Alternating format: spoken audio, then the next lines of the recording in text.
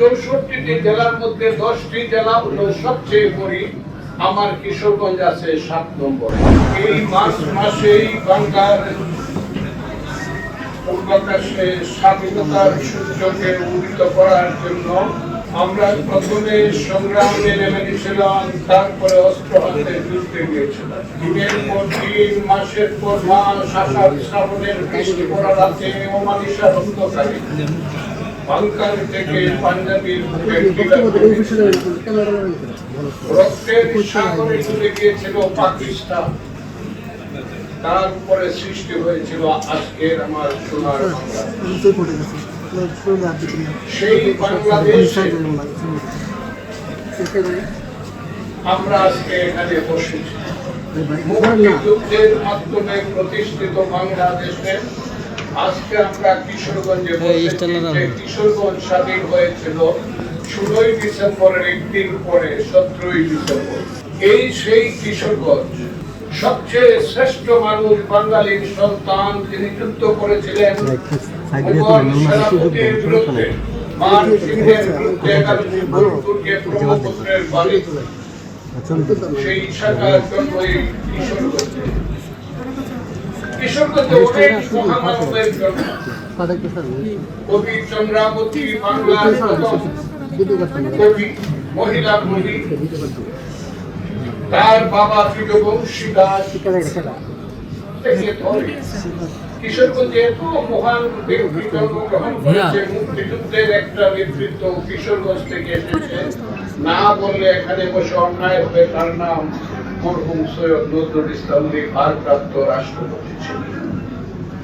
এই সেই কিশোরগঞ্জ, যে কিশোরগঞ্জে উজান ঘাটি মিলে অনেকটা সুন্দর রান নৈসর্গিক আবহ সৃষ্টি হয়েছে। একদিকে উজান অঞ্চলের মানুষের মুখে মুখে বাউল গান, আরেকদিকে ঘাট এলাকার সেই শাহ আব্দুল করিম থেকে ধরে, উকিল মুন্সি থেকে ধরে যারা বলে আগে কি সুন্দর দিন কাটাইতাম, সেই কিশোরগঞ্জ। যে কিশোরগঞ্জের নদী তার পানির মাধ্যমে মাছ সৃষ্টি করে, আমাদের পুষ্টি যোগায়। যে কিশোরগঞ্জের হাওয়ার অঞ্চলে ধানের মাধ্যমে আমাদের পেটের ভাত যোগায়। যে কিশোরগঞ্জ, আমি কিন্তু এই কিশোরগঞ্জ সদরের এমপি ছিলাম আজ থেকে 40 বছর আগে। তখন আমার যৌবন ছিল, আজ আমার তেমন যৌবন নাই। আমাকে যদি মন্ত্রী সাহেব অনুরোধ না করতো তাহলে হয়তো এই মিটিংটাতে আমি আসতাম না। ক্লিয়ার কথাটা, আমি এসেছি আপনাদেরকে দেখার জন্য, আপনাদের সঙ্গে কথা বলার জন্য। আমি আপনাদেরকে একটা কথা পরিষ্কার ভাবে বলেছি, এই কিশোরগঞ্জ কিন্তু এক সময় ধান আর পাটের মাঝে বাংলাদেশের শ্রেষ্ঠ জেলাগুলোর, ধনী জেলাগুলোর মধ্যে একটা ছিল।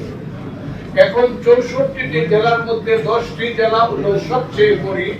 আমার কিশোরগঞ্জ আছে 7 নম্বরে। এইটা কিন্তু মনে রাখতে হবে। আমার কিশোরগঞ্জ কিন্তু 7 নম্বরে আছে। সেই 7 নম্বর জেলা দারিদ্র মুক্ত করতে হবে। প্রথমে দারিদ্র মুক্ত করতে হলে পরে অর্থের প্রতি লক্ষ্য দিতে হবে, কারণ economy determines all the relation in a state and society. অর্থনীতি একটা রাষ্ট্রে এবং সমাজের সমস্ত সম্পর্কগুলো নির্ধারণ করে। আপনি যদি গরিব হন, আপনার বাড়ির টিনের বেড়া ঠিক থাকবে না। আপনি যদি না খাইতে পারেন, আরেকজনকে আপনি খাবার দিতে পারবেন না, সুন্দর রাস্তা দিয়ে আপনি হাঁটতে পারবেন। কিশোরগঞ্জ কেন গরিব হলো? এর কারণ হলো কিশোরগঞ্জের নদীগুলো শুকিয়ে গেছে। নদীগুলো শুকিয়ে যাওয়ার কারণে নদীগুলোতে এখন মাছ আসে না, পানি আসে না। নরসুন্দা নদীতে যেমন আসে না, এই নরসুন্দা নদীতে 1966-67 সনে এই গৌরঙ্গবাজার ব্রিজ থেকে কলেজের ব্রিজ পর্যন্ত 14ই আগস্টে সাঁতার প্রতিযোগিতা হইতো। আমি 2 বার ফার্স্ট হয়েছি সাঁতার প্রতিযোগিতা কলেজ। আমি সেই কারণে বলছি, এখানে ঢেউ উঠতো নদীতে, নরসুন্দা নদীতে। সেই নরসুন্দা নদী এখন বিরান হয়ে গেছে। এটা এখন মরুভূমির দুর্গন্ধ ছড়ায়। আমি মাজারুলকে বলবো, আমি শরীফুল আলম জনাব মন্ত্রীকে বলবো, তোমরা এখানে সিদ্ধান্ত নিয়ে কঠিন ভাবে যদি নরসুন্দা নদীকে তোমরা উন্নত করতে পারো, আমি দেশি বিদেশি হলেও দেশি বিদেশি ভাবে তোমাদেরকে সহযোগিতা করবো, আমি কিন্তু ইঙ্গিতটা দিয়ে গেলাম। আর নদীগুলো খনন করতেই হবে, নদীগুলো খনন না করলে মাছ আসবে না, নদীগুলো খনন না করলে পানি থাকবে না জমিতে, নদীগুলো খনন না করলে আগাম বন্যা হবে, যে কারণে ভাটি এলাকা আগাম বন্যার কারণে দরিদ্র হয়ে গেছে। কাজেই চৈত্র মাসেই যখন বন্যার পানিতে আগাম বন্যার পানিতে জমি ডুবিয়ে দেয়, কৃষকের চোখের জল আর বন্যার জল এক হয়ে যায়, যার কারণে হাজার হাজার মানুষ কিশোরগঞ্জ থেকে এখন বস্তিবাসী হয়েছে।